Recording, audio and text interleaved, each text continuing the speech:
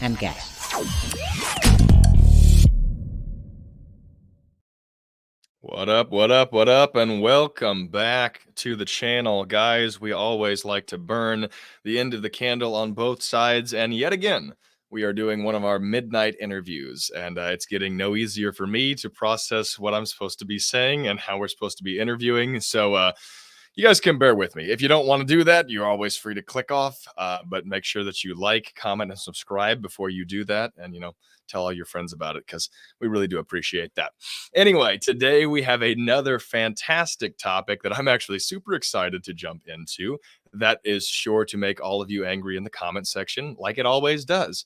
I know that we have a multiplicity of opinions down there, so this one, some of you may not be as familiar with, some of you who are more theologically inclined will, but we're going to be discussing the nature of hell today, which is a serious and important doctrine, I think, to the Christian faith and how you look at that and where you come down on that. More specifically, we'll be looking at the doctrine of universal reconciliation. Again, for all of you theological buffs, that's traces back to the school of Origen and obviously Gregory of Nazianzus. But we'll be getting into the top question, which is, what is hell? How long does it last? Will everyone be saved at the end of all this stuff? And to help us elucidate this incredible question, I'm going to bring on a good friend of mine, but also, in my opinion, a good scholar on the topic. He's put together a fantastic documentary on the subject called Eternal Theater, which I would recommend everybody going now and watching that, and then, cut off this interview, then go watch that, and then come back. Actually, finish this one and then go watch that. But everybody watch it. It's a very good documentary on a side that you probably haven't heard. I know I hadn't when I watched it. So let me bring him in, the man, the myth, the legend, my friend, Daniel Knudsen. Come on in, my man. How are you doing? Hey, Zach, I am doing well. Thank you for inviting me onto your channel. It's fantastic. Yeah, I mean, we're finally now on the same time zone, which means that, what are we running at 11 o'clock right now? So yeah, just a little after 11. I've been tied up in meetings all day long. I work in the corporate film production space, and I'm so glad we have a chance to do this. Thank you for your patience. Exactly. Well, for everybody too who's watching this, Daniel is not in fact in like a hostage situation with terrorists. That is the basement of his house that he is constructing, if I'm not mistaken, right? Yes, I'm also building a house. I'm a filmmaker by trade, but I grew up doing a lot of carpentry and construction work with my dad. So I'm building my own house. This is my basement right here, and I'm making do right now with a temporary studio setup. But one day this will be a little bit more permanent, and we'll have much more fun filming that we'll do down here. Well, it looks fantastic, and you have that kind of blue halo behind you, so it makes you kind of angelic. I really like what's going on with the basement already. All right, let's jump right into some of the boring questions, and then we'll get to the ones everybody wants to hear about you. But give us just like a quick backstory on who you are, where you come from, how you got to be where you are today in the basement of your house. Wow. Well, that is a good question. To make it a brief Cliff Notes version, my name is Daniel Knudsen.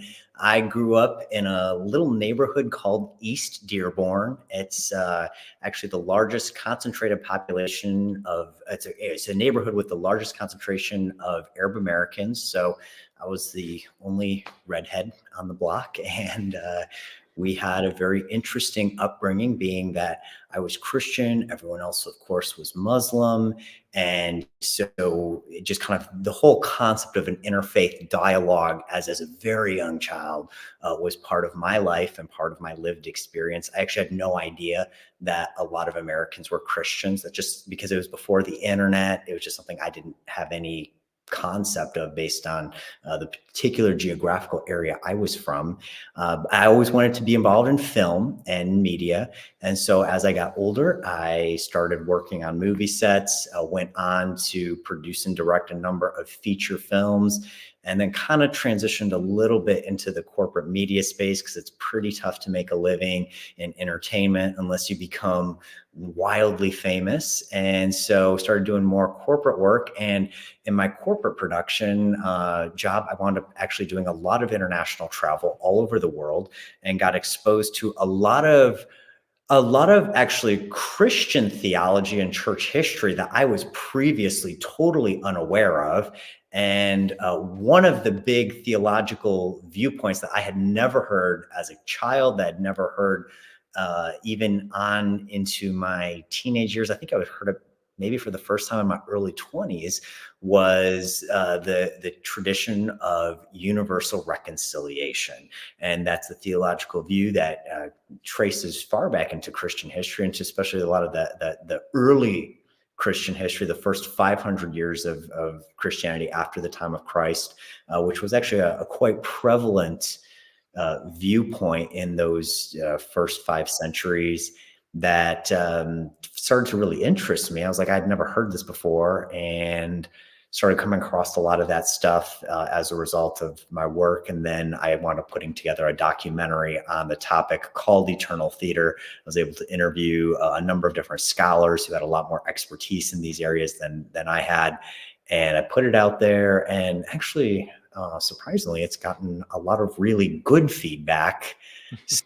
Some negative feedback as well, but He didn't put it out to the Independent Baptist circle, but yeah. Well, hey, the Independent Baptist might not be a fan of it, but hey, let's face it, they're not a fan of much of anything. That's true. They're not. Yeah, no, they're not a fan of much. I don't know if any production is good enough for them.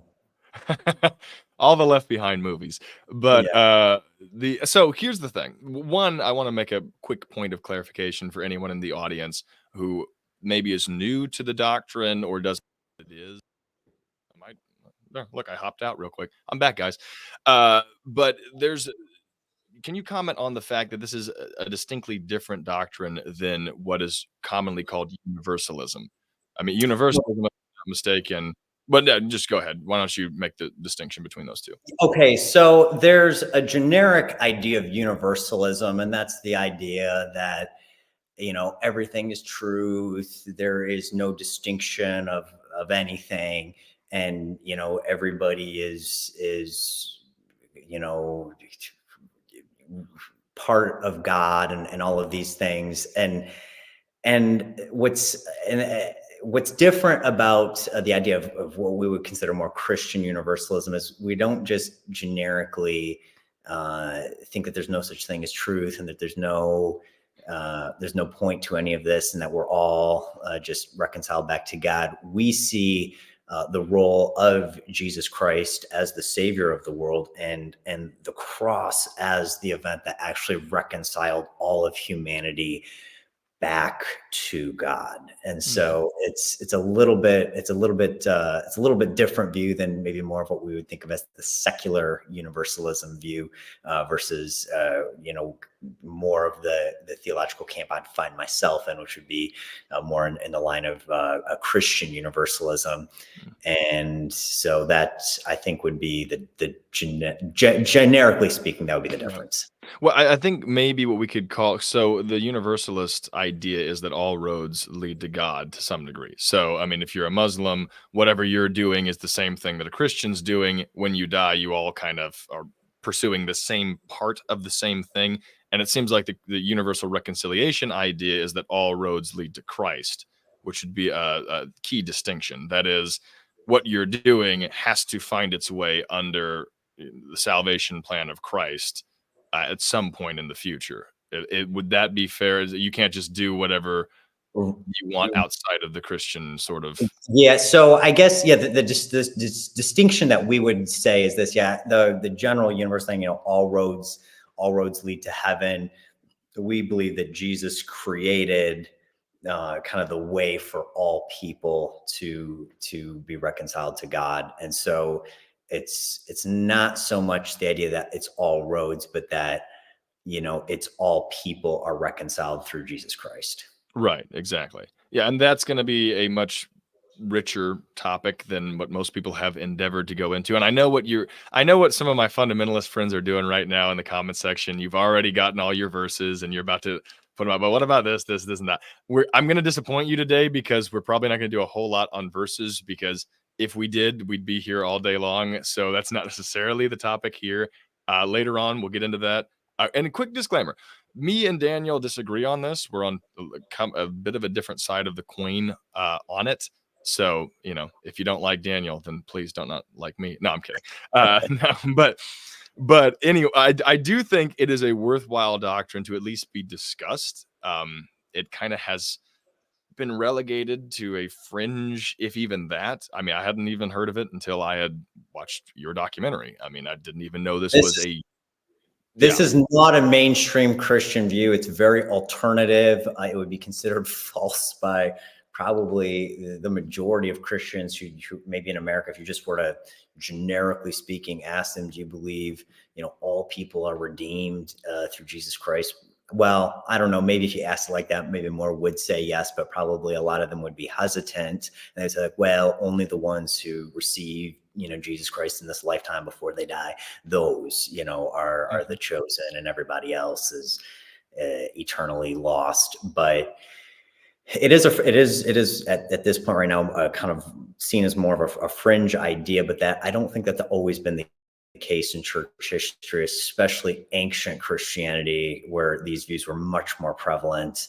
And Zach, I just want to say this: I really do appreciate your maturity and just being willing to have a conversation with someone about a viewpoint with which you do not agree. I think that one of the really dysfunctional things about our culture right now is we don't want to have conversations with people that we don't agree with. And I think one of the most important things that we can do moving forward is to find a place where we can have respectful conversations to discuss our differences and, move forward from there. So I just props to you for that. Well, and what I will say is, to some people who aren't familiar with this doctrine as well, there are several Christian scholars of high note that hold to this. David Bentley Hart would be one that comes to the top of my head, who's a brilliant Eastern Orthodox theologian and philosopher. I think Randall Rouser would be another one. I'm not sure if he's a full-on universal reconciliation, but another very smart guy. Now, if we want to go to more of the alternative side, I think Keith Giles as well. But I mean, Keith presents a problem for some people due to his non-Trinitarian stances. But so there are people on the side, even modern people on the side that you occupy, and obviously more ancient people. I'll be honest, this may get me in trouble with some of my more fundamentalist fans, which we have them out there, but you possess probably, if not my favorite church father, probably top 3. I like Origen. I'm sorry. I mean, sue me. I think Origen has an interesting way of illuminating things that we just never had clearly seen, I think. Now, I don't think all of his stuff is perfect, but I do think that he lines up on the side that you come down on. So that gives me pause to at least look a little deeper into the topic of discussion. But let me ask this, while we're on the church fathers, I ask people like who their favorite, what Mount Rushmore would you put together for church fathers? But I think I'll go a different route for you. Who is your least favorite church father? And I bet I can guess. Which is probably the same for me, but my least favorite church father is probably Augustine's. Oh, there he is. Yep. Okay. Yep. Sorry. I agree. I honestly do agree as well. I mean, and so do most of the people who've been on this program. I think he just had such a negative view of God. I just can't accept a view of God that I feel doesn't fully embody the weight of glory. And I feel there's no other way to celebrate the glory of God than to just bask in his goodness and generosity. Well, and I agree. And you're not in bad company. I mean, I mention his name all the time, but Warren McGrew agrees with you. We had him on as our first interview, and he doesn't like Augustine either, for different reasons. But, by the way, when I say I don't like Augustine, that doesn't mean I don't like everything of Augustine. There was some stuff I really like that Augustine put together and did. But when we're looking at all the church fathers and their totality, and we're adding Cyril and Irenaeus and Clement and Origen, if you want to put him in there, Gregory of Nazianzus, Gregory of Nyssa, like, to me, even Ambrose, the person who instructed Augustine, those just kind of outrank Augustine in my mindset, which is weird because Augustine is the granddaddy of them all for probably Catholics and Protestants, I think. And especially Western Christianity. And actually, I'd like to, though, have a quick clarification. It's not so much that I don't like Augustine. I disagree with some of his theological viewpoints and the way in which he expressed things.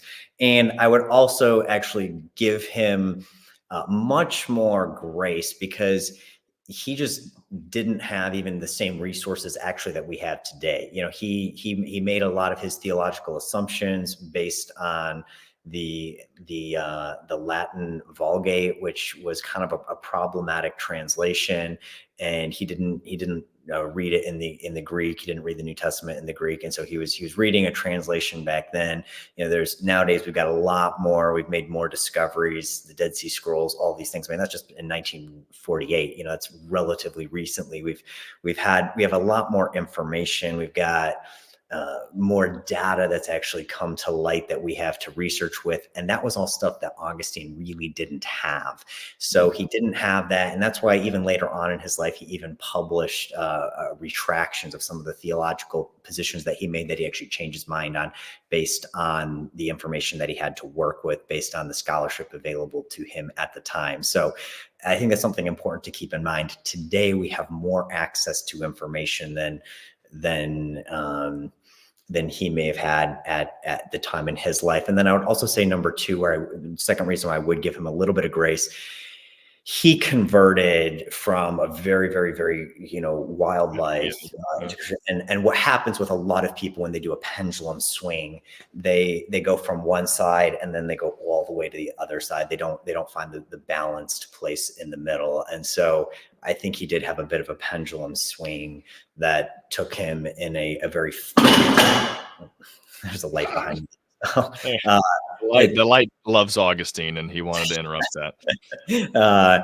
So he did do that bit of a pendulum swing, and I think that's it's one of the things. All of us have theology that is shaped by our lived experience, and there's just no two ways about that. It's something that's going to happen to all of us. We're going to see God through the lens that we live our lives, and that does shape our perspective. So I would give him the benefit of the doubt because, with those things in mind.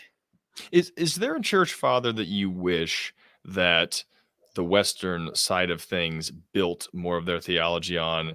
For instance, Augustine, who is really the ultimate of the church fathers that the Catholics and Protestants build on afterwards. I mean, if you trace penal substitution, he's probably the guy who comes up with that, or at least comes up with the tools for it. If you want to trace out Calvinism, he comes out with the tools for that can get you to Calvinism. Yep. Or all these sort of central doctrines to both Protestants and Catholics. But the Eastern Orthodox, who are on the other side of the coin, although they have Augustine ideas, aren't built so much on him. Is there a church father that you kind of wish that Western thought had built more on than what they built on Augustine? There actually is. I really like a church father, which is a name which you probably aren't, or many of the people on the channel probably are not even familiar with. There's a guy named Theodore of Midas, and he's my homeboy. I like this guy. And this is a paraphrase, but kind of his basic theological view was this, that God's love is out there reaching out to humanity, and we can reject God and go our own way as much as we want until we finally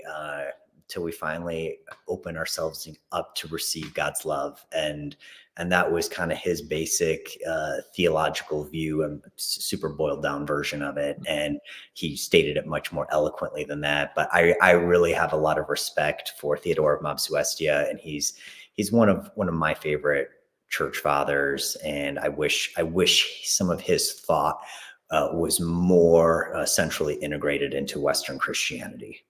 Was he the one who taught out of Caesarea or Antioch, or am I missing that? Theodore of Midas was, there was kind of 6 major Christian centers in the ancient world. There was Alexandria, Easter, Caesarea. Caesarea, North Africa would be one, North right? Africa, Eastern. There was like Syria. Syria, Eastern Syria. And Theodore of Midas, okay, I don't know this off the top of my head, but he was like a major influence in 2 of those regions. He was a major influence in 2 of them.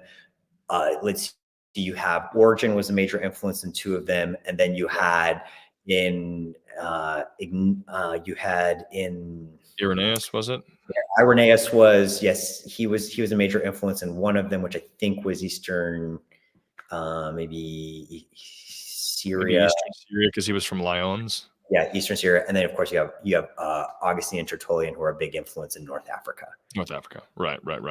Yeah, a little bit later, but yeah. Those are early Christian centers following the time of Christ, and Theodore of Midas was a very big influence in 2 of them. So that's your homework for today, guys. Go look up Theodore. All right, what is your favorite Crayola crayon color? Honestly, I did not like Crayola crayons growing up. Oh, no. Smell of those crayons gives me, how dare you? Gives me a headache, but I don't know. For Crayola crayons, probably orange. The orange has kind of a cool color when you like the burnt sun orange. That's pretty good. I like that. All right, being a director, what's your least favorite film? Least favorite. You just don't like it, you know? It just, you're like, yeah. Every time you see it, you just want to punch the screen. Oh, man, that's a good question. Well, I'm trying to think of... Outside of the documentary on Augustine. Least favorite film. I'm trying to think of, like, the problem is I've seen so many very poorly done independent films, but they're done by people that I know, so I don't want to recommend. Yeah, so you can't out them. I don't want one of those to be the answer. So I'm trying to think of a nondescript Hollywood film that would be an acceptable least favorite. And I always think in terms of which films are my favorite. So which film is a least favorite? I would say there is a Star Trek movie where they go and they rescue those like humpback whales. I know as a kid, I thought that movie was boring. I don't know. I've never even heard of that one, but that does sound like that either would be the greatest movie of all time or the absolute. I saw it when I was a kid and I thought it was so boring. Although I may see it now because I think it's a romance. I might see it now and think it was actually decently good, but I can't remember what the name of it. I think it's like Star Trek something. They go back and they rescue some whales, or they them up. I don't fully remember the plot, but I remember seeing it as a kid thinking it was incredibly boring. Yeah, a Star Trek movie where they rescue humpback whales. I don't see how that couldn't. I think the only way I would describe that is absolutely not boring. But if they managed to make that boring, then I would agree with you. That has to be one of the worst films of all time. Okay, let me throw this one at you, just more in a serious twinge. What is a doctrine that you deeply respect, but you don't hold to? Maybe you're close to holding to it. Maybe it's the furthest thing away from you, but it's like something that you're like, you've researched it. You're like, I respect it. I like that people believe that, but I just can't get there. You know, I would find many doctrines that I would deeply respect. I deeply respect people who hold, a view of eternal conscious torment. I would have held that view for many years. I deeply respect, people who really hold any view sincerely, if it's something that they just sincerely believe, not so much something they believe just as a tribalistic identity, but if it's a sincere belief, I respect any sincere belief because it is coming from the heart, and people, are, myself included, we believe things that we genuinely believe are true. And so, I mean, I respect all of these theological viewpoints, and as long as people sincerely, hold to them, I'm respectful towards all of that. Kind of a boring answer. No, I'm kidding. No. Would you rather be a Catholic or an Orthodox if Protestant was off the table? Which one would you be? Probably Catholic. Okay. See, that's strange. I think I'd probably go the Orthodox route, but yeah. I think it's funny. It's weirdly enough, I probably would be closer theologically to the Orthodox, but I feel more comfortable in a Catholic setting because I grew up kind of intertwined a bit with Catholicism. My grandparents were very, very, very devout Polish Catholics. And so, I mean, I grew up going to mass and, had a lot of Catholic friends and a lot of Catholic influence coming from my mom's side. My mom's family was Polish Catholic. It's kind of a religion, a subculture, an ethnicity, a culture. It's all kind of one and the same a little bit. And so I guess, have some comfortability with that. So I would probably be Catholic if I was just picking one of those. I can see you in a Catholic church, if you wanted to be a priest. I could see you as a Catholic priest too. I mean, you can probably. I have to be honest. I don't think at this point I would fit in particularly well with any organized religion, kind of establishment institution. Oh, don't give up hope. We'll find something for you. There's always somewhere. As in this generation, in this age, people are all congregating and meeting somewhere, and everybody has some sort of theological belief. So I'm sure you could find a home somewhere. All right. If a tree falls in a forest and no one is there to hear it, does it make a sound? I believe it does. You heard it here first. Does it really, though? Let's wait a second. Does it really, though, if no one can hear it? No way to prove that it makes a sound, but I think the sound is still there. But if sound is just waves and there's nothing to receive the waves, is it really making a sound or is it just making waves? Well, that's a very good question. Do any of us really exist, or is all of this just a simulation in our own mind? See, I think that there's actually a good argument to be made that if no one can hear the tree, then it actually isn't making any noise because it's just waves that are implementing. But that'll lead us into a whole different dispute. All right, the final question. We've asked this to everybody. We will ask this to everybody who comes on this program.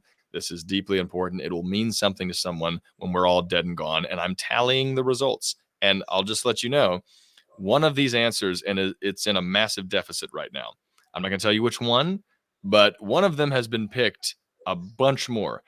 So we'll see which way that you decide to go with this. All right. Would you rather be a submarine or a hot air balloon, and why?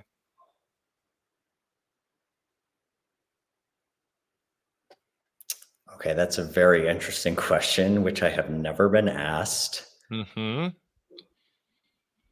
I guess between those two,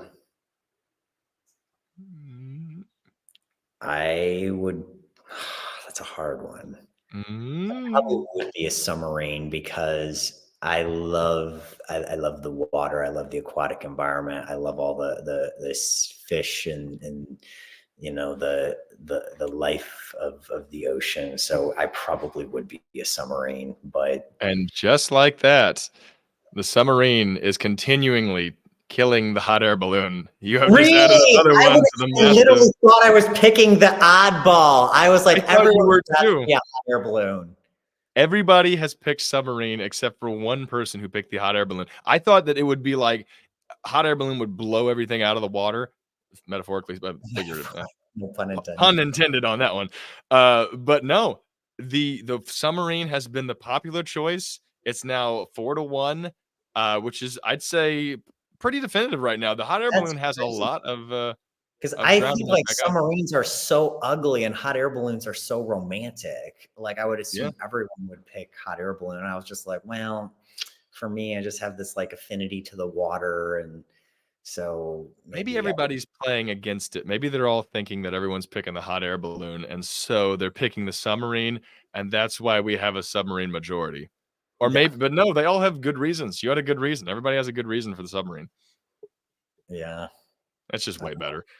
Well, all right. There we go. Okay, so before we get into our reaction segment, which, spoiler alert, we're reacting to the doctrine of eternal conscious torment. So we're not even really reacting to universal reconciliation per se, but I do want to parse out a little bit more the doctrine of universal reconciliation before we get into that, and maybe where we have some agreements and where we have some differences. But maybe we can do it this way. Why not eternal conscious torment? Right? If I asked that to you, why not the doctrine of eternal conscious torment? What would you say? What are your reasons? My basic reason would be this. I feel like it undermines the sovereignty and goodness of God. If God is just going to create people to destroy them forever, like it makes no logical sense. Why would God create people to learn a lesson for which they have no need to learn? Or even if it's annihilation, why go through all the lengths of teaching them a lesson they will instantly forget? Like, it just seems to go against the created order and nature of God. When I look around at creation, I seem to me, it feels apparent to see a God that does things for a reason. And so to me, it wouldn't seem to make sense that God puts us through this whole life here. We go through all these trials, learn all these things, and then for everybody not part of the right religion, they're just forever lost. It feels to me like that would just totally undermine the nature of God. And I would say the second reason why not would be very simply the idea that we've never, ever been able to build a good society around a cruel deity. A cruel deity always leads to a cruel society. And the foundation of a good society is the belief in a generous God. People who believe in a generous God are generous to other people. And so practically, there's one idea that leads to much better results, and one idea that historically, if you look at human anthropology, leads to violent, chaotic societies. So would you say that active punishment would be one of your hangups with eternal conscious torment, but even how some people will frame annihilationism, that it's the idea that God actively punishes sinners in a place after their death? Is that at least one? I know it would be one hangup, but is that kind of the big hangup with those kinds of? Because there's different ways of looking at annihilationism. You have an active punishment of sinners in hell, or you have a passive punishment of sinners and just deviating from the way of life. Would you say your problem's more on the active side of that then? I personally feel like I've got a problem with both. I have the problem with the justice of God on the active side of it, because here we are in a finite, experience where we have a day we're born, we have a day we die, and then there's a portion in between here with that we live and we commit these actions, whether they miss the mark or whether they're on point, sin versus hitting the mark. And the idea that God would continuously torture someone for eons after they live their brief existence here, to me it feels unjust. So on the active side, I would have more of a justice problem. But then on the passive side, the idea of annihilation, to me, actually, that also just doesn't ring authentic to me, that God's going to go through great lengths to teach them a lesson that they will instantly forget, and that it made no like difference. Like, well, why would God create them anyways? Just to go through that, like, to me, it seems awfully pointless for a God who's, infinitely wise. Right. And would you say that that challenge can be met by the defense of free will, the free will defense on that? Or would you say that's still shaky? If someone posited maybe that God wanting free creatures and a free relationship with creatures, the byproduct of that is some of those creatures will Not reject, and choose to. those people, walk away from the active light of God, the active life of God, and because of that, they choose the path of death, and they continue their path of death until there's two way you could even frame eternal conscious torment here, possibly, and the idea that souls just never die, so they continuously walk away from God into what's called, hell, I guess, and that's just an eternal reality for them because the soul doesn't die, or at some point the soul will die when it distances itself so far from God. Now, this may be again a rich concept for some people who haven't immersed themselves in this side of things. Some people have only ever seen hell as the kind of I want to be as nice as possible. I'm not trying to caricature anyone, but like as sort of a torture chamber that sinners will go to and burn up for eternity. That's generally the understanding. But would it, would it still, is there still a deficiency in that understanding of free creatures freely choosing to reject God and falling off into what would be called hell, quote unquote?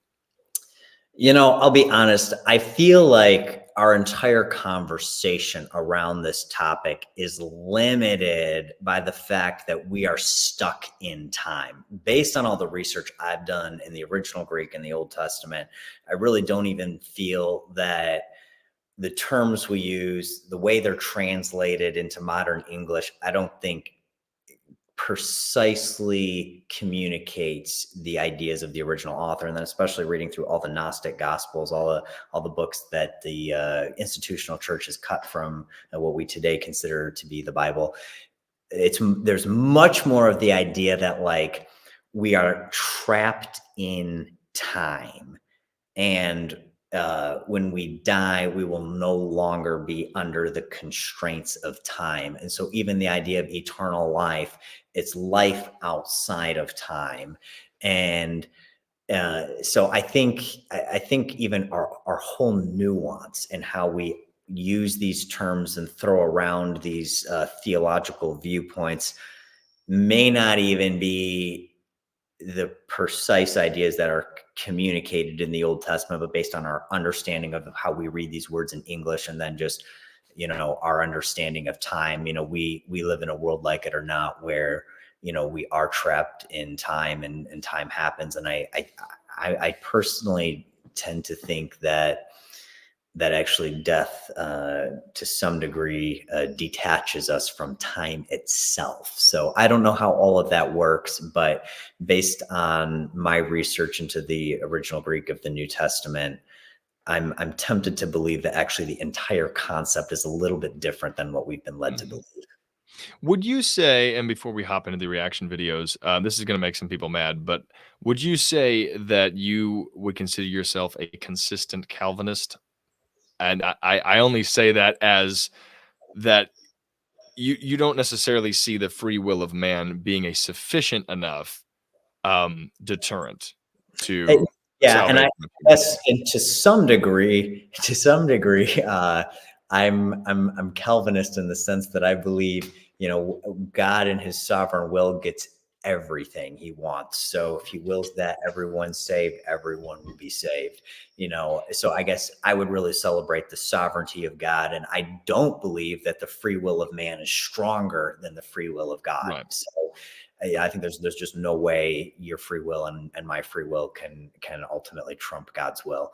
But so in that regard, I would be Calvinist. Now, where I would disagree with the Calvinists is I believe God's will is that everyone be saved, and so therefore everyone eventually will be brought into harmony with their Exactly. Creator. Yeah, the L of limited atonement. You wouldn't get the L of tulip. You get rid of that. So No. it's really Okay. funny. Yes, there's 5 points, and so it's we total depravity. We're kind of okay with that, and it's like we start with Unconditional election. There's just Limited one. atonement. There's just one. Sorry, there's just one point we have a major problem with. Yep, I'm gonna have to cut that one out now. ULIP. Hey, you know which finger L is?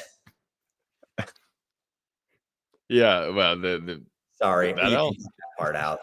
No, don't worry about it. Don't worry about it. That'll literally be as quick as just a little snip. I already go through these. Don't worry about it. Oh, anyway. Okay, so regardless. So goodness, I have to grab my train of thought again. That came from a pastor No, friend no. of mine who Don't is worry a about it. Presbyterian minister. He was like, "There's 5 points of Calvinism: TULIP," and he was like, "We believe in total depravity. We believe in all of them, but limited atonement. That's the problematic doctrine." Atonement. I'll have to use that sometime. So, Oh, okay. Okay, so I mean, it's kind of fun to me, or at least interesting, how different people make, I guess the best way of saying this, different kinds of bedfellows. I guess that'd be the nicest way of saying it.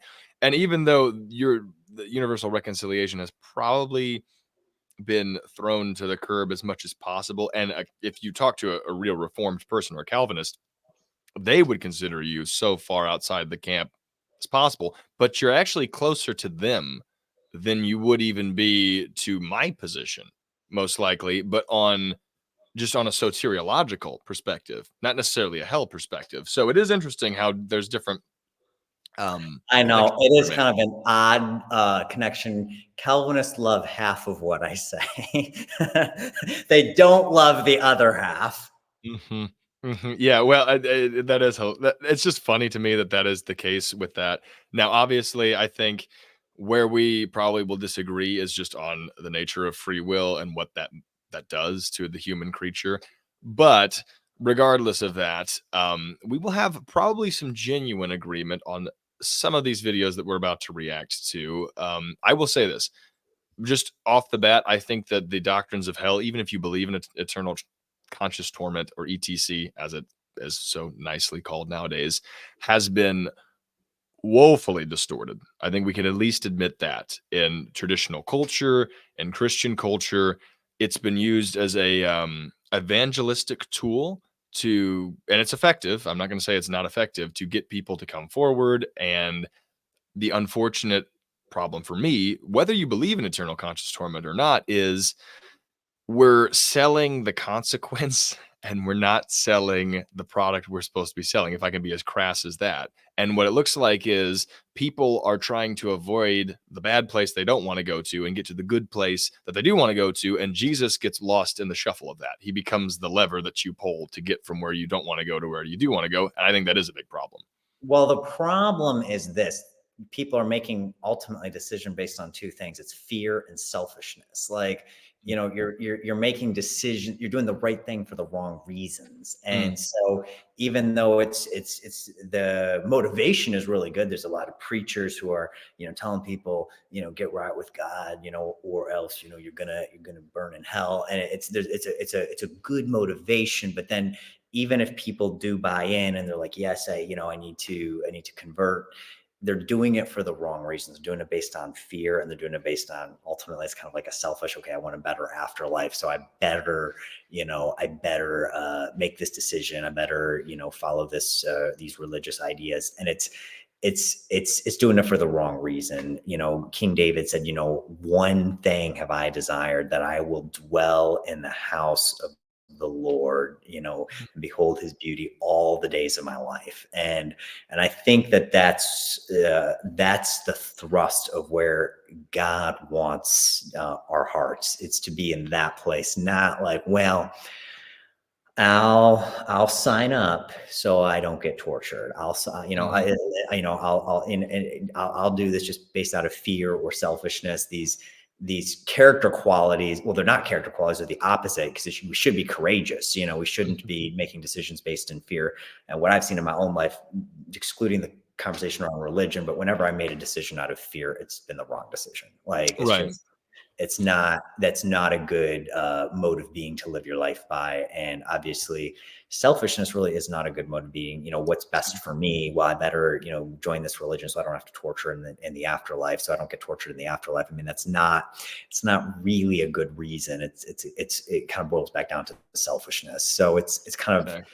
it's encouraging people to make a decision for the wrong reasons, which is part of why I just don't see it as correct, because there's that internal conflict.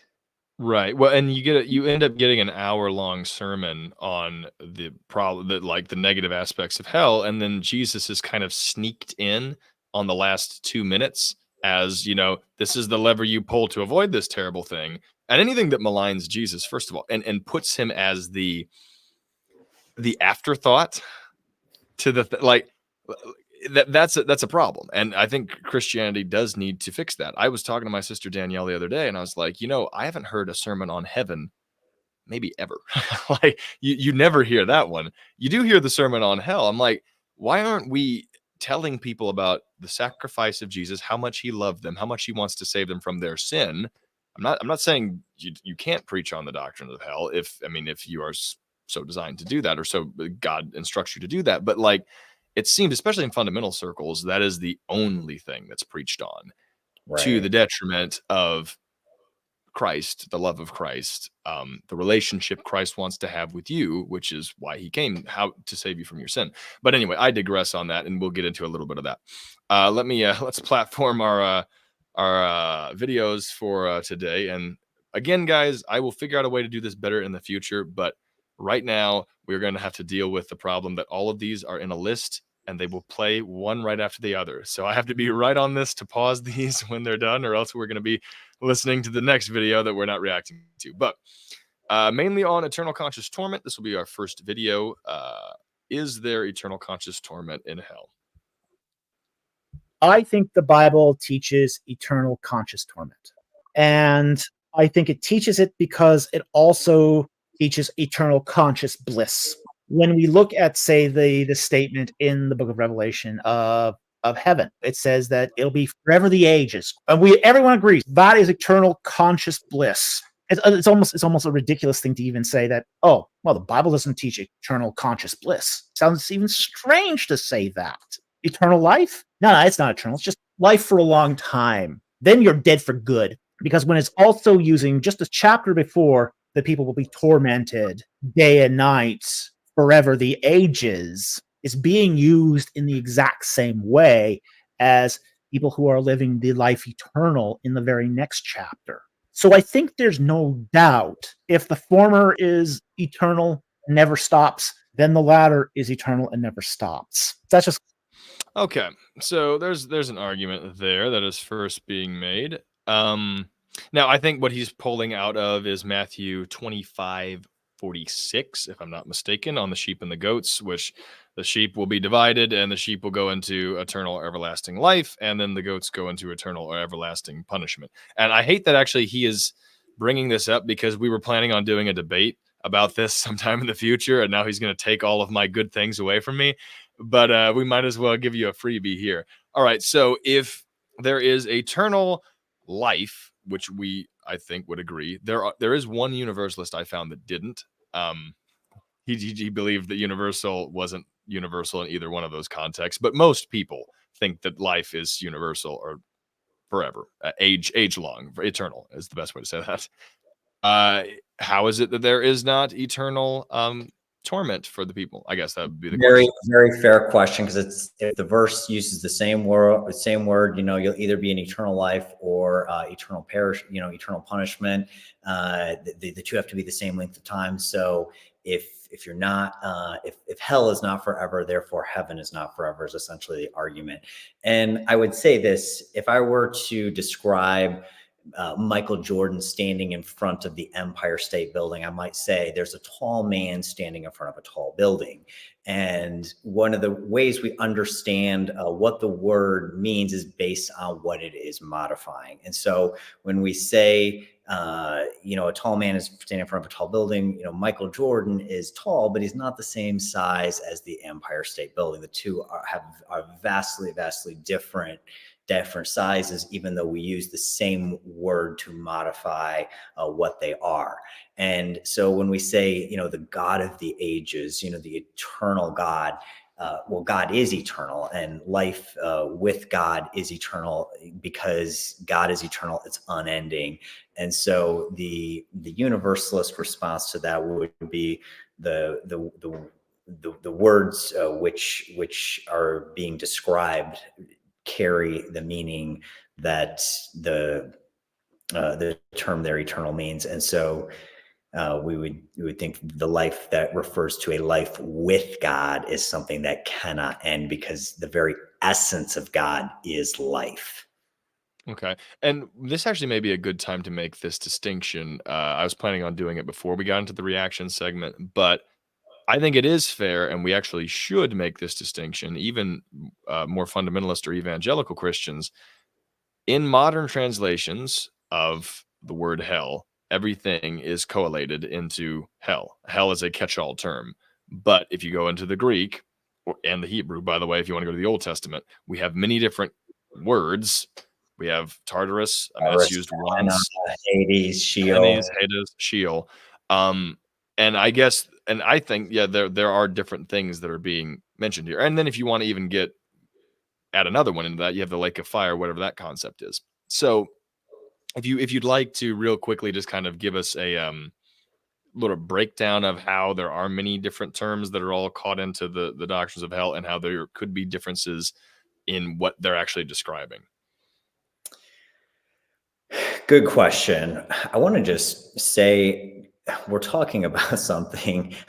I don't have very much experience with being dead. So first off, I don't have any firsthand experience to authoritatively or definitively say what these terms mean. Based on the research I've done on the ancient Greek and the ancient Hebrew, what I can say is this: even places like Gehenna or the Valley of Hinnom, when Jesus is saying, the tongue is set on fire, it's set on the fire of hell.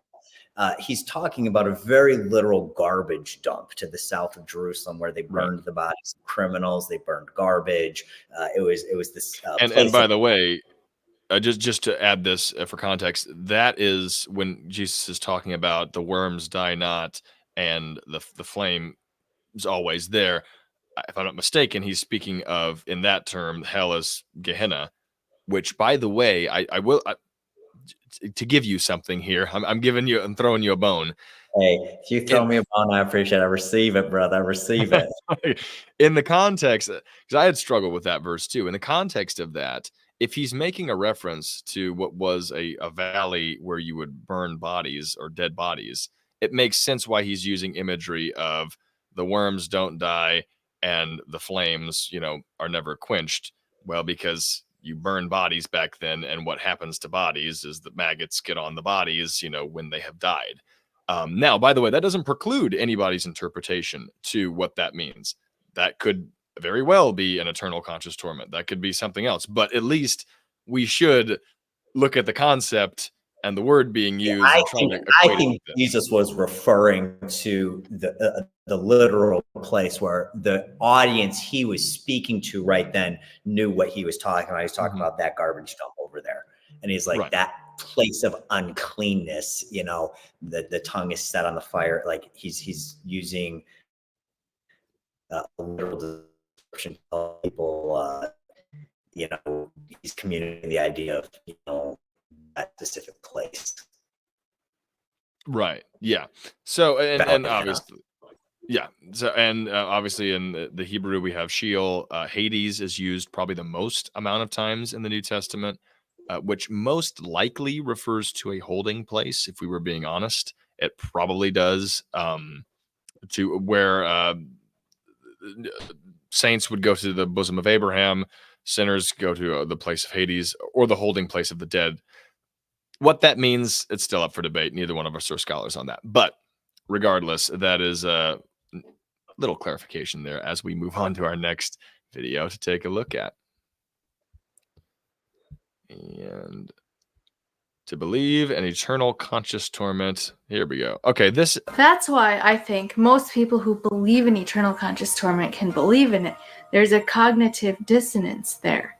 They don't see themselves as the one ending up in hell forever. It's other people who believe differently than them who will end up in eternal misery with no hope. As long as we are disconnected from those other people, their pain is not our pain, and we can disassociate and still believe that God will work everything out for our good, regardless of how it turns out for others. What if you somehow jumped into that other person's shoes and experienced life in their skin? Wouldn't we, as that other person, know their pain and their suffering and their life experiences and the beliefs that they were spoon-fed as a child and everything that led them to become who they are today? And wouldn't we want to believe that God knows them as well as he knows us, and that he would also work things out for their good, just like he would for us? Okay, there's a more positive spin, or at least a sort of an attack on eternal conscious torment, where I guess that kind of comes down to the criticism of how could you enjoy, a party in somebody's house, in the upstairs when there's people in the basement. Misery, suffering downstairs. Right, where there's misery and suffering downstairs. So where do you come down on that? Obviously, you'll agree with that, but obviously, I do agree with that. I mean, I very much share that perspective, and that's one of the things that I believe this video right here is explaining the reason why there's so many millennials and Gen Zers walking away from the organized church, and it's because in previous, and I'm talking about specifically here in America, in previous generations, when my grandfather came here in 1948, I think at that point, 97% of Americans believed in God. It was very much of a Christian majority country. People were coming from, a lot of kind of either Catholic or Protestant countries coming here. And it was the religious diversity you had was Catholic versus Protestant. That was, everyone was kind of more of a Christian background. Whereas now, people in my generation, especially in younger, people have very good friends who are coworkers. They're Hindu, they're Muslim, they're all these different other faiths, and they see a lot of these people, and they're, hey, these are really good, moral people, very sincere. They live good lives. And it's like, wait, they're trying as hard as they can to be a good person according to their religious dogmas. Would God really torture them alive forever for being in the wrong faith? And so I think that's that question and that religious diversity that's now part of the culture that wasn't there in previous generations is causing a lot of young people to sort of question the theological foundations of what older generations had no problem accepting because they lived in a less religiously diverse culture. So Right. I think what she's hitting on is a big reason why you've got a lot of people walking away from the church. But I mean, I think she's absolutely right. Yeah, how can you enjoy the party upstairs knowing people are suffering in misery downstairs? And then there is the very real question, well, why,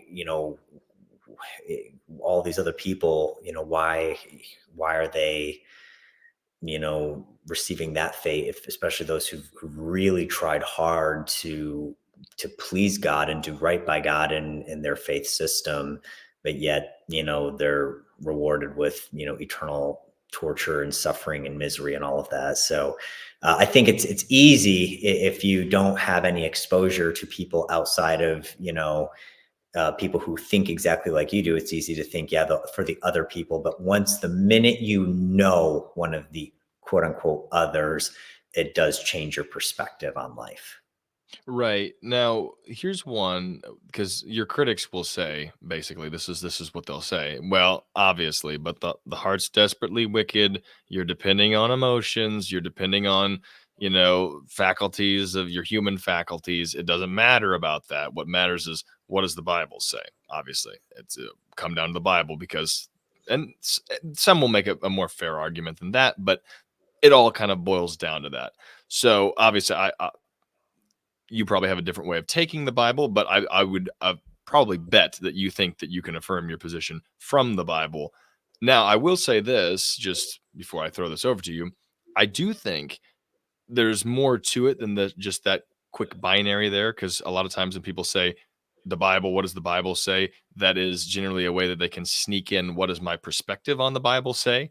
And that, so I do honestly, and look, I disagree with Randall Rouser a lot on a lot of things, but I do think Randall Rouser at least is coming to what seems like it makes sense in my mind, and that is, you do have the faculties God gave you. You do have, a consciousness, and that needs to work in tandem with the words of the scripture. Now, what the proper balance to that is, there's the rub, right? There's the problem. Sometimes it's hard to figure that out. How much are you putting what you want to be true into it? But everyone has to deal with that, right? It's not just a universalist may have that problem if they're looking at the Bible through kind of the lens of love, but a Calvinist will have that problem if they're looking at it through the lens of sovereignty. Or anyone who's coming to the Bible with presuppositions, which we all have and we all need to interpret what we're reading, is going to have those dangers. So I do want to say to the audience, before you just criticize one person, remember everyone has these problems when we're coming to the text. But just from that, what if you could kind of go in a little bit on the necessity of using multiple tools maybe to interpret what we're looking at? Because I know that you kind of do that a little bit in your own research. I think you bring up a wonderful point, and that's the idea that we're all reading these words through the filter of our own mind. And the problem with words themselves is words are not very precise because we all understand words a little differently. When I read a passage in the Bible, and Jesus went to a wedding of Cana of Galilee, I've been to a whole bunch of weddings. I have an idea in my 21st century American mind of even what a wedding is. My perception of a wedding is kind of in a church, a center aisle, a bride dressed in white walks down that aisle, some officiant, usually a pastor, gives some type of a homily and, pronounces them married. And that's my perception of a wedding. I remember several years ago, I was invited to my first Middle Eastern wedding, and it was nothing like a Western wedding that I had experienced in all of my growing up. And so even the word wedding, like how we understand the words are actually, we don't even think about this. It's tied to our cultural understanding, the way we use these words. And so even when it comes to interpreting the Bible, we are all interpreting the Bible through our own lens, and we don't even realize it. So that's a fundamental reality that we need to accept, that my understanding of these words is my interpretation that I'm receiving based on, my understanding, the time in which I live, the geographical location in which I live, the way we use certain words, what they mean to me and my culture. And all of that, does impact how we see the Bible, which is why different people can see the same words, see the same verses, and we're coming away with differences on what we think that they mean. And it's not even always so much like, oh, this person believes the Bible and this person rejects it. It's like, well, this person reads it and they the way they understand these words are like, this is what it means. And then this person, I read the Bible and this is the way I understand it. This is what it means, and Right. And so we do run into that problem right there. I know for me, I'm like, man, sometimes I'm like, I really wish I could have a conversation with St. Paul and clarify a few things in the New Testament. What were you trying to say here?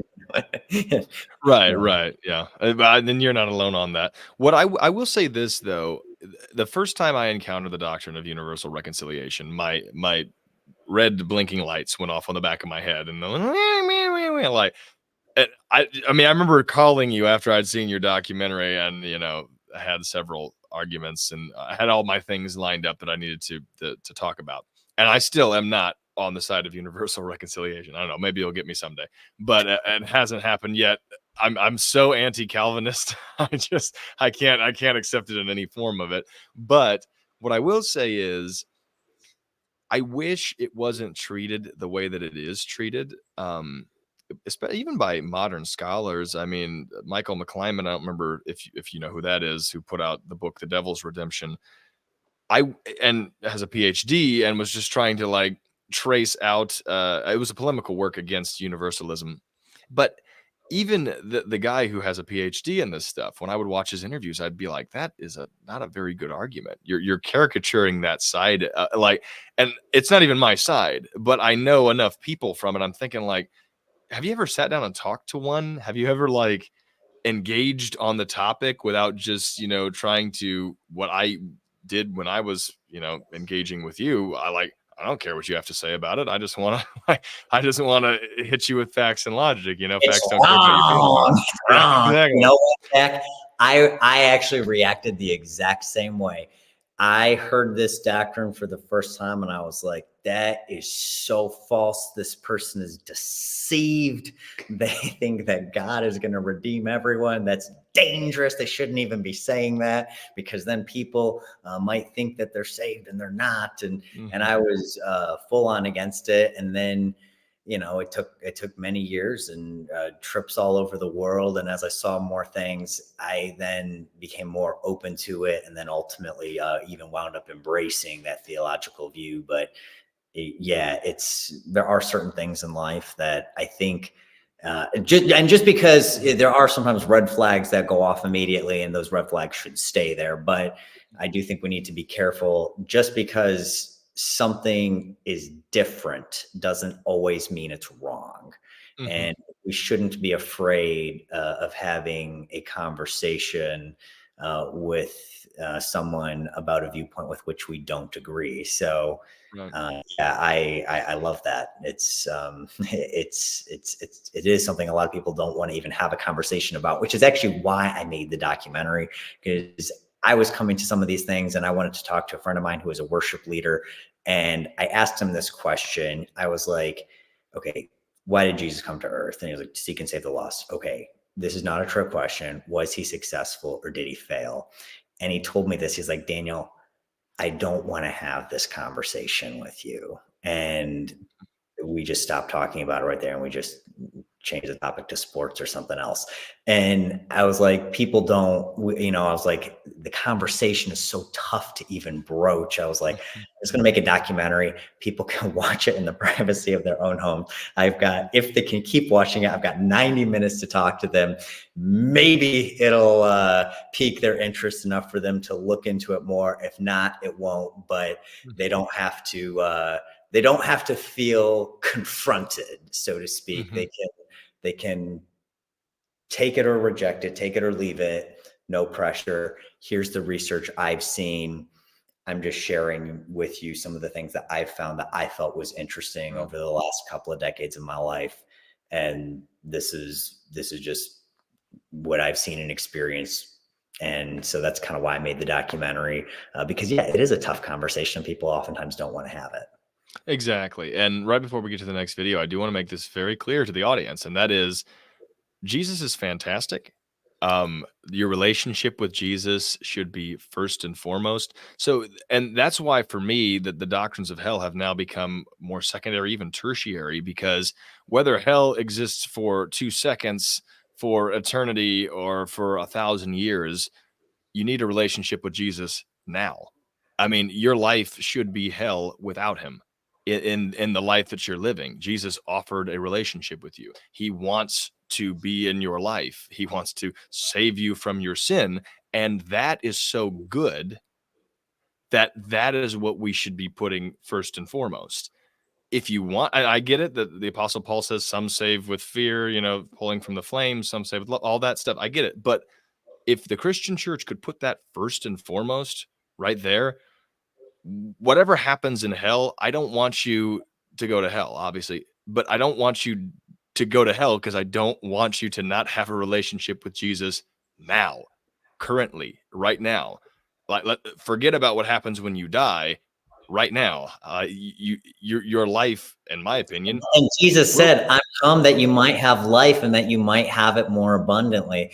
And that's the big argument that I have people bring to me when they're like, they hear about universal reconciliation. They're like, well, why would someone want to, you know, have a relationship with God right now if they're eventually going to find it in the afterlife? Well, then why have it right now? And it's like, it's kind of like, if you had this wonderful, wonderful person who loved you and you were eventually going to fall in love with them, why not fall Why in love not with fall in love right now? Like, Not I right. agree. Like, Why not right now?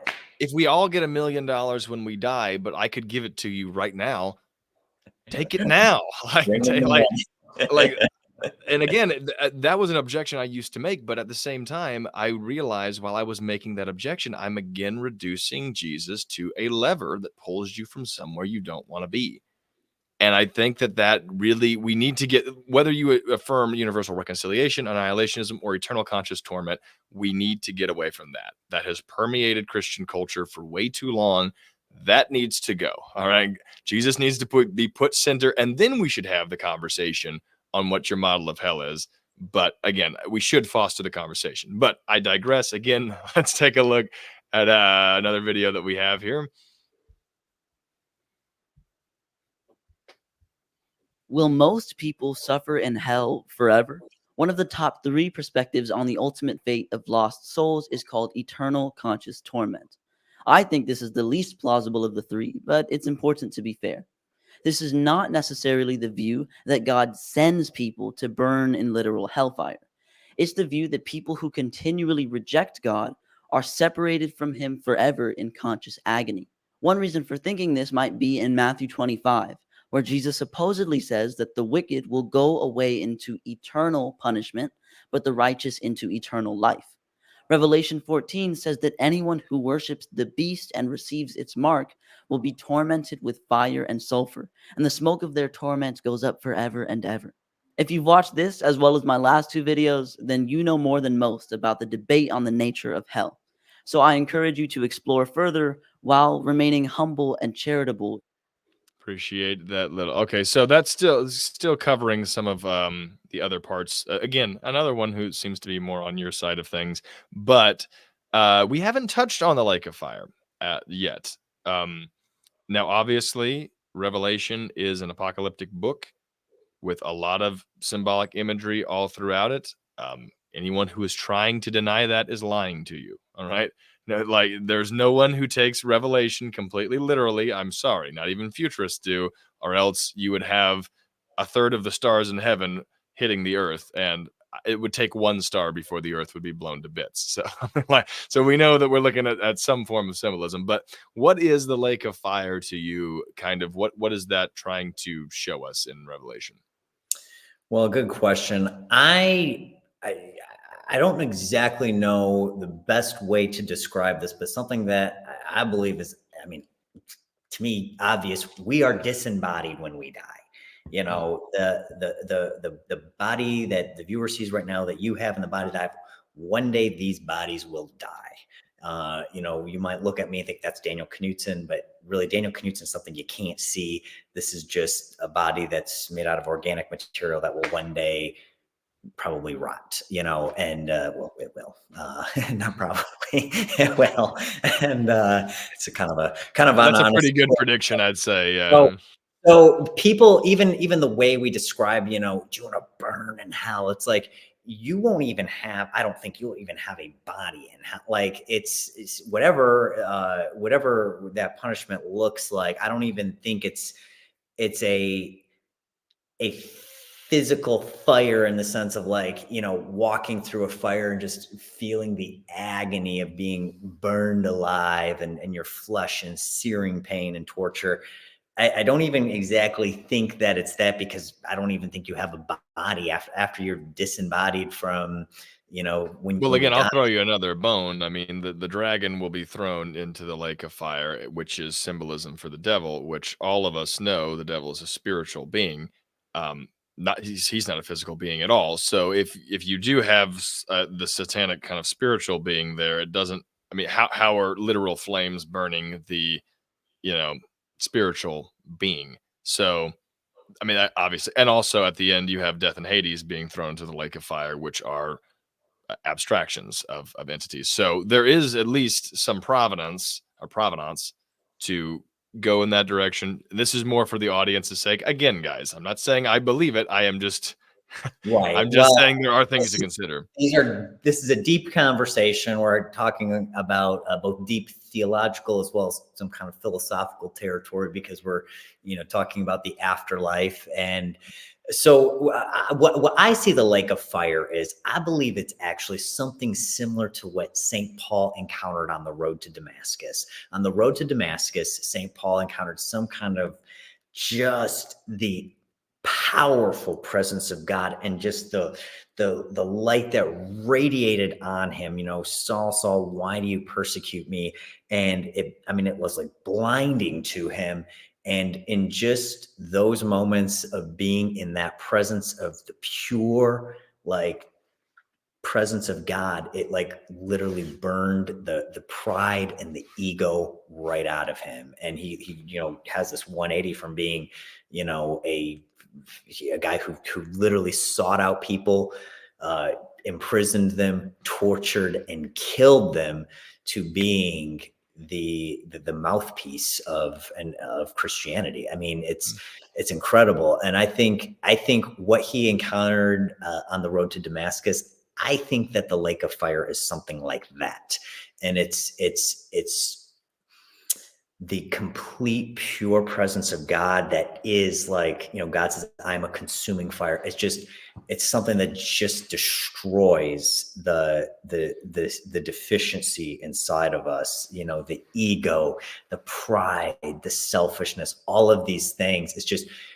You literally encounter God in such a way that you lose all of these deficiencies, and then it's all the dross is burned, and it's just you enter back into oneness with God. So I tend to see it as something more like that. So something that I think it is kind of like literal in a way, but it's like a literal thing, but I don't even know if it's a physical thing. It's Right. something that we will encounter in the life to come, but I don't know exactly what it looks like, but I would see it more as what Paul encountered on the road to Damascus, as opposed to what Dante's Inferno depicts in the images that we've seen of quote unquote hell.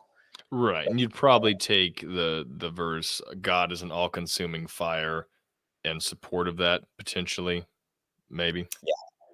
Okay. Well, and I will say this on that notion. I mean, that is a very kind of an Eastern Orthodox look at things. Now, obviously, not all of them are universal reconciliationists, but if I'm not mistaken, it was a very common thought in Eastern Orthodox circles for a while, if it isn't still today, that the sinners and the saints go to the same place when they die.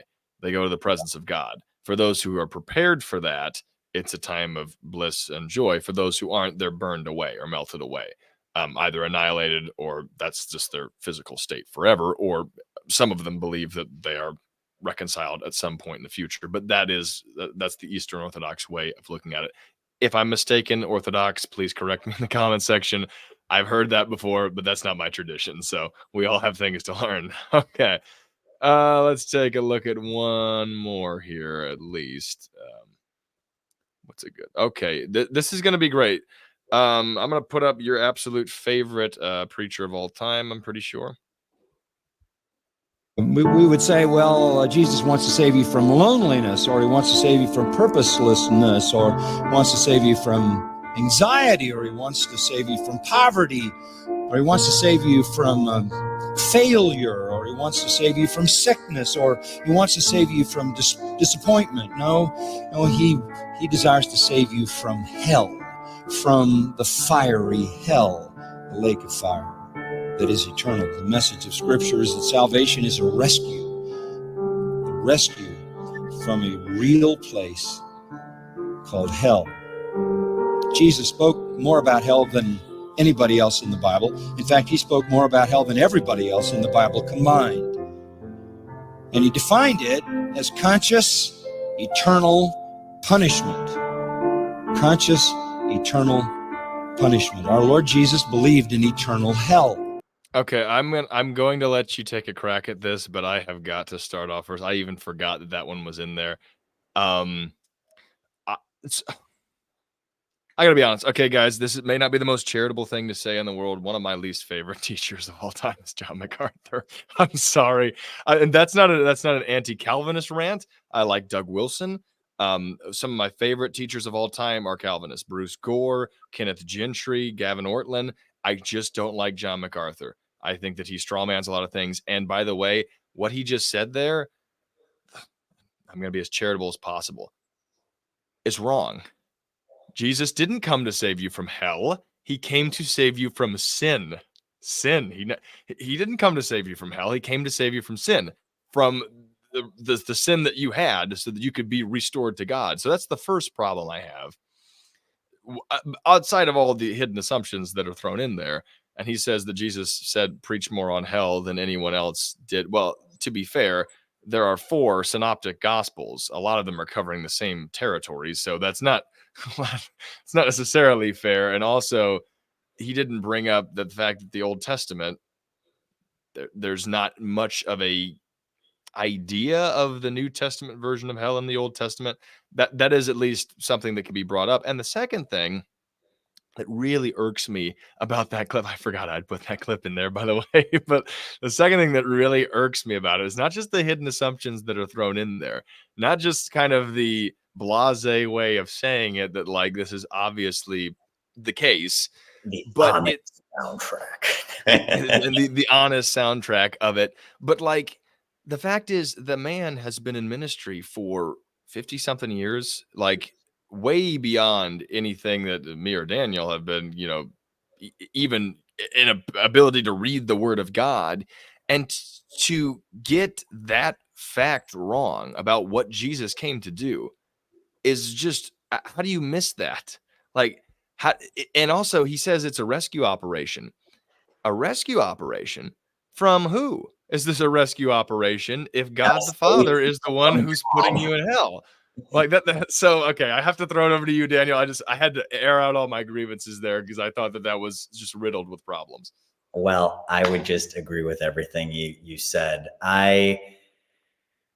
As a child, I wanted to be John MacArthur.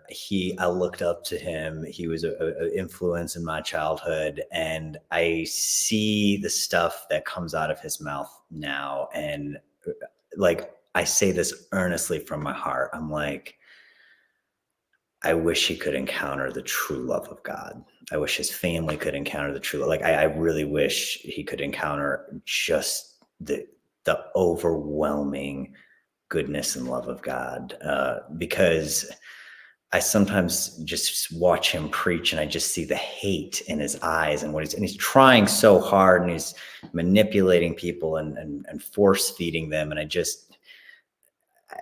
I'm sure he sincerely believes everything he's doing, but I think he would do well to take a break from ministry and to go out in the woods and really seek God personally, because I see the stuff that he says, and it does not resonate at all anymore. Well, and the idea of the rescue operation does a little bit irk me because it's using the same kind of Calvinistic logic.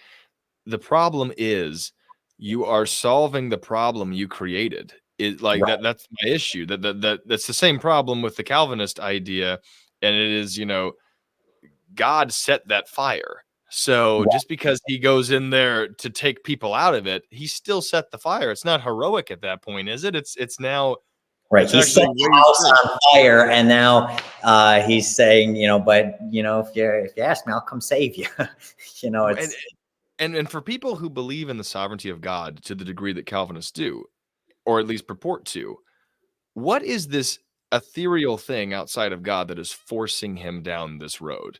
There is something that, so for instance, why is he not able to forgive you? I guess it would be the question. And the reason would be because there's something exterior to God, or maybe interior to him, some part of his character that won't allow him to do that.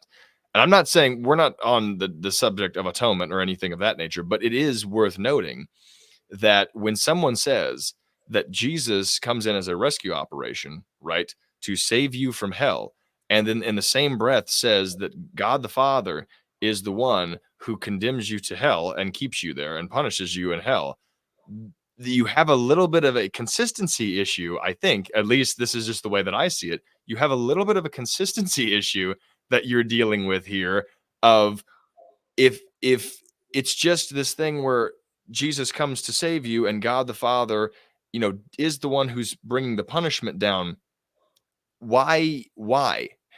Is he like doing it because he's forced to do it? Is he being chained to do that? Or is he doing it because he wants to? And if he's doing it because he wants to, then it's no longer, why is there this rescue operation happening at the same time?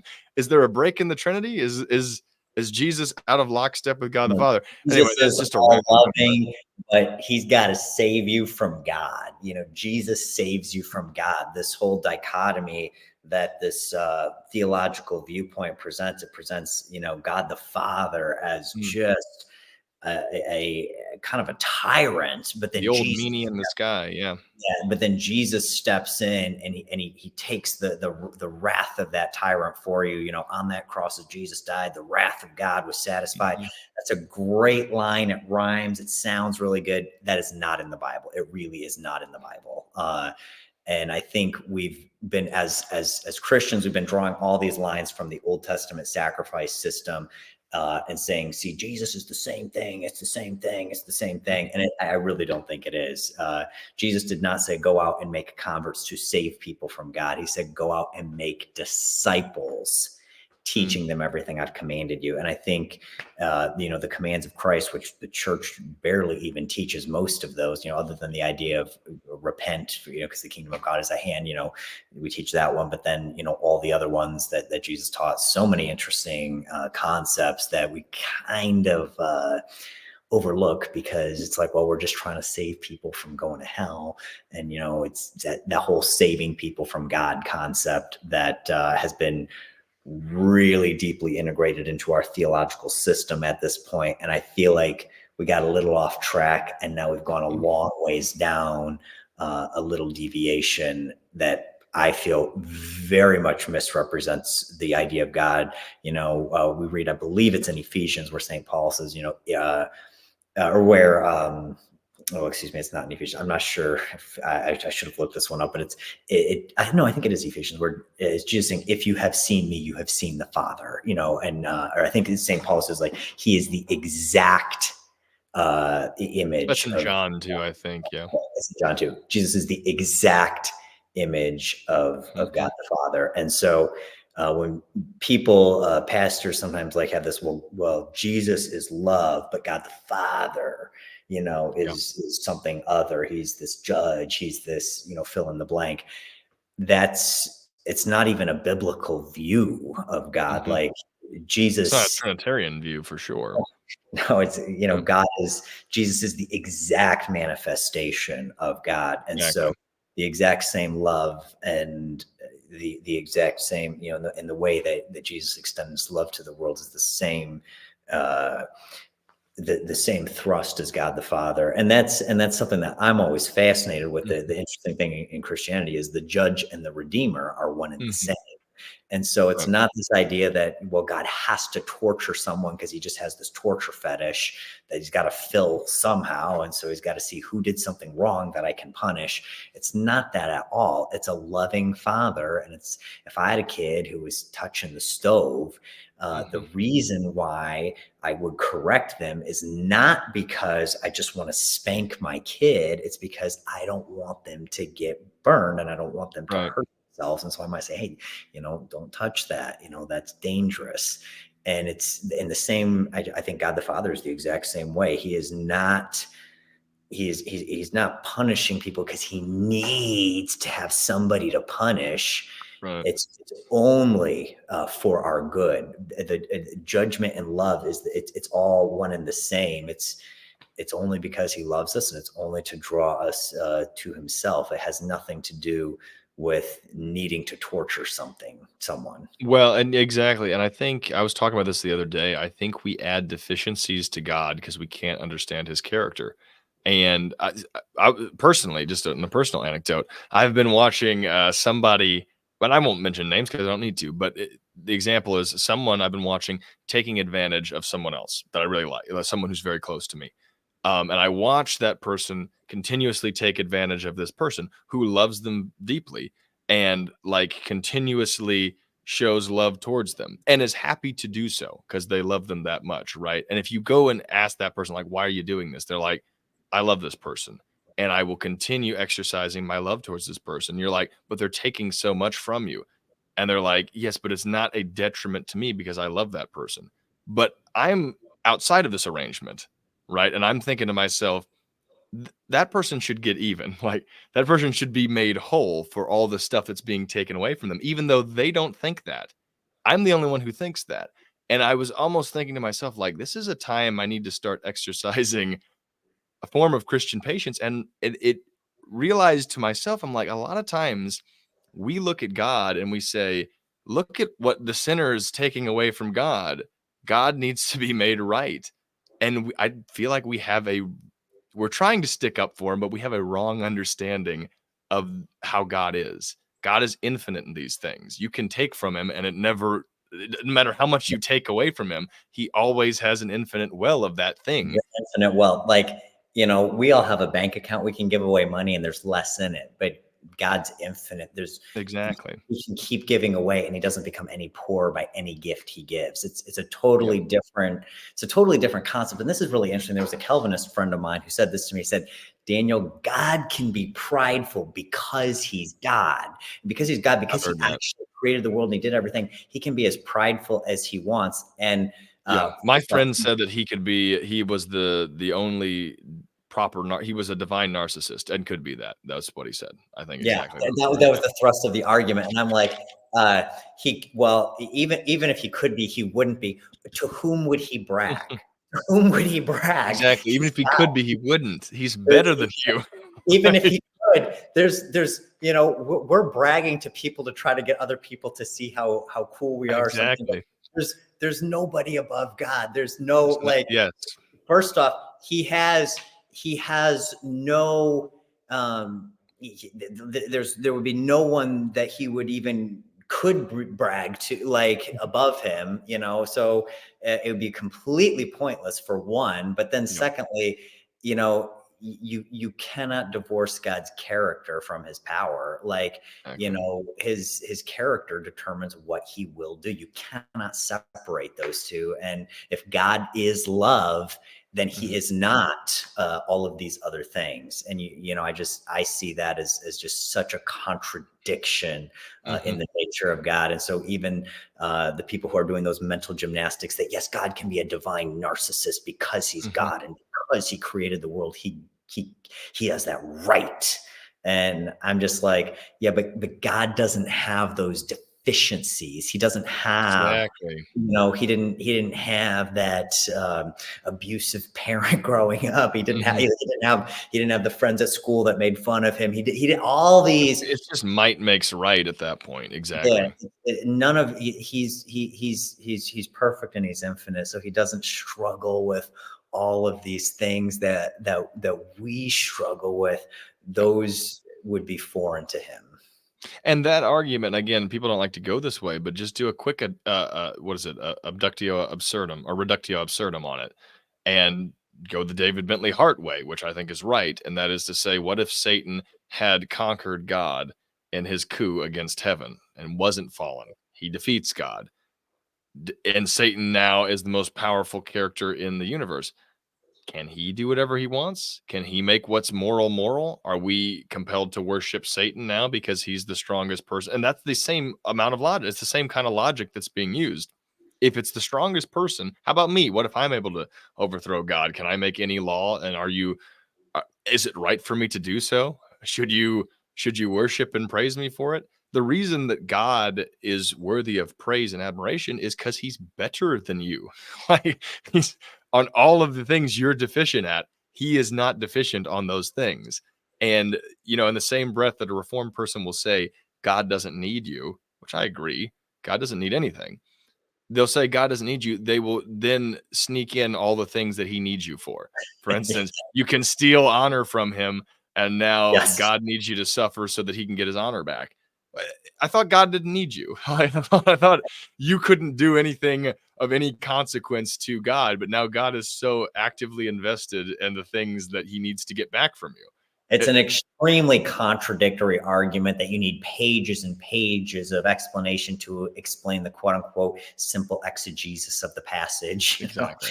It's like why God has become deficient like we have. Yeah, exactly. It's totally contradictory. It makes no sense. And it even defies very simple logic. And, I understand why people can go that route. There's certain things about it that are very attractive, but I just feel the view of God is so ugly. It just can't be right. Well, on that note, I will say this. There are ways to hold all three of the doctrines of hell. There are ways to hold universal reconciliation, annihilationism, and I will even say eternal conscious torment. Now, some people have abandoned eternal conscious torment completely. And I mean, from the side of the aisle that I would represent, or certainly from the side you would represent, and say that is off the table for the Christian, which is funny because on the other side of the aisle, they'd say that all the other two are off the table. I think you can. And I think actually, I wish someone would make a good argument in a consistent way for eternal conscious torment. I think that side has lacked someone to make like one that actually doesn't just make sense of scripture, but makes sense of the nature of God, makes sense of the nature of humanity, makes sense of human faculties that were given to us. And there are some people that are doing that, but for the most part, I will be honest, I think Chris Date is correct when he says this, that in about 100 years, the actual debate will be on annihilationism versus universal reconciliation. I think that will be the conversation. I think that will be the majority mainstream of Christianity, like it or not. I'm not saying that's a good or a bad thing. I'm not putting a marker on it, but I do think eternal conscious torment is dying a fairly slow death right now. I agree. I think that in my opinion, annihilation fits in much better into scripture than the idea of eternal conscious torment. I feel like that's a way easier argument to make and has, I believe, far more biblical support than the idea of eternal conscious torment. So, right. And if you come down on eternal conscious torment, I'm telling your side, this is a warning to your side. You're, at least for right now, you have lost a majority of the culture, and you need to find a way to rebrand your doctrine. If you think it's correct, I think that you should go back into the scriptures, go back and make arguments, but you should reevaluate where you are on those, because when the culture starts to move, you need to wonder why it's moving. And if you think it's moving in the wrong direction for you guys, you should. Actually, I think what would help you a lot is to open up dialogues with other people, because for so long, one perspective has been the only perspective and has shut every other perspective out, which is what perspectives tend to do. By the way, Christian perspectives tend to do this. And what happens is it can hold on to its supremacy for a while, but the other two or one will creep up on it. And sooner or later, all the people who are here are now over here, and you haven't talked to anyone. So you don't know how to make arguments against it. Well, it's kind of like when you play sports and you go out and you start losing games to teams that you shouldn't be losing to. And then, you can have one of two responses. You can either look into the mirror and be like, okay, guys, we're not playing our best. We've got to get our own act together and play better. Or you can just start complaining the other teams shouldn't be in the league. They're not good. They're not cool. This isn't fair, and unfortunately there's a side of Christianity that, hey, we're starting to lose all these, games, so to speak. We get, mass exodus out of the church and all this stuff. And it's like, well, it's not fair. Now we're competing with TikTok. And it's like, if our message is the truth and it really is life-giving, it doesn't matter what technology is out there competing with us. We shouldn't have a problem. But if all of a sudden, so I feel like this is a time for some a little bit of reflection and humility, and to really figure out where we're at, as opposed to just, hey, we just got to double down and start saying, it's not fair. They're censoring Twitter, or they're doing this, or they're doing this. And right now, unfortunately, you tend to have a lot of people just making excuses rather than strengthening their own positions and figuring out where the logical breakdowns within their own frameworks are, and actually answering some of the questions that the culture is asking. Exactly. And these arguments aren't going away. And actually, in the age of social media, they're now becoming far more prevalent, and things that you never would expect, especially Gen Z, because this is what, guys, I hope that this is who ends up watching this. Most of you don't, but we're reaching out to you all the time. Gen Z Christians are just a mixed basket now.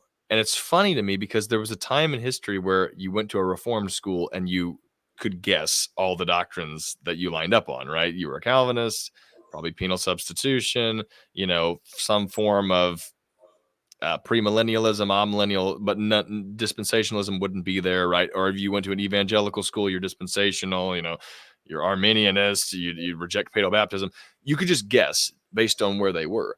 In the age of social media, in the age of like scholarly work everywhere, talk to anyone and their doctrines don't line up that way.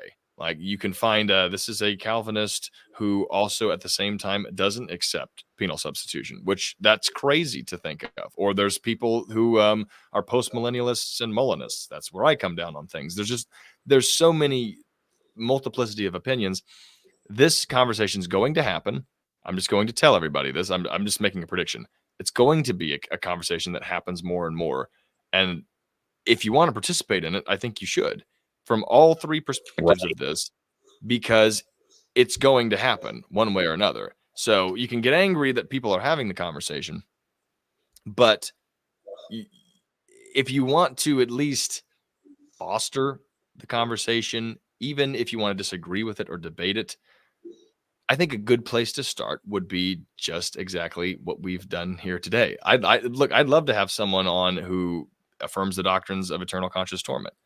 Obviously, I'm not there. I'm not on the side that Daniel's on, but I'd love to do that and have a three-way panel on it, because that's the heart of the show, that we can elucidate this kind of stuff. But I will say this, in the spirit of all good Christian charity, before we end this off, and again, this may get me in trouble. I don't care. Get me in trouble.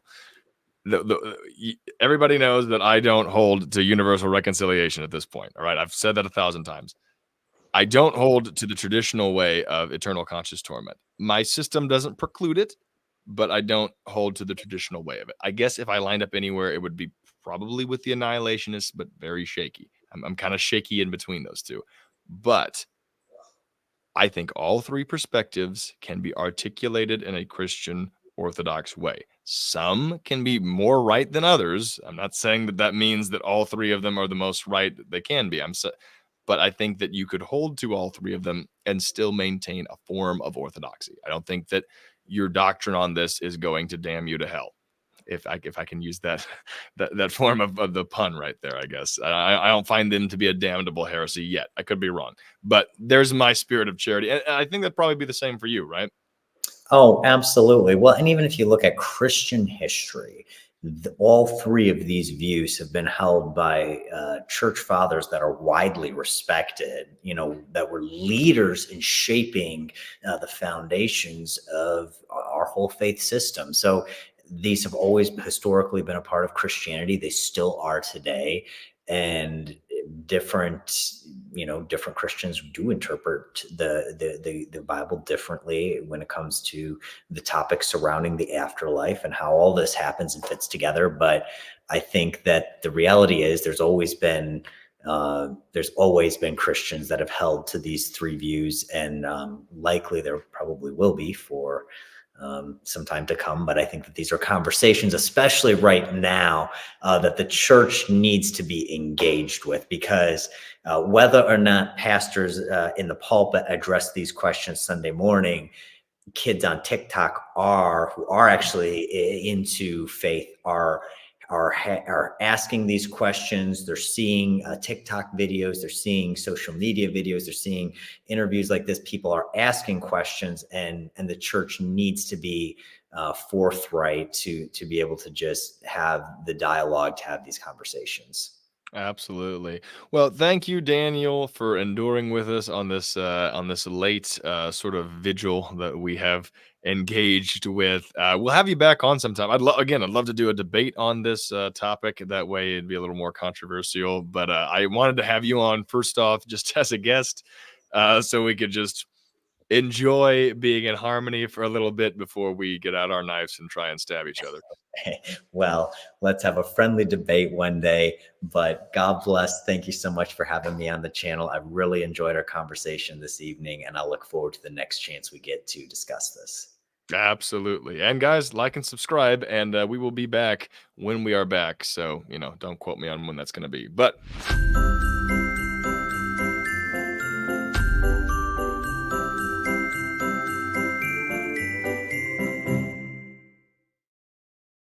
and as always in the recording.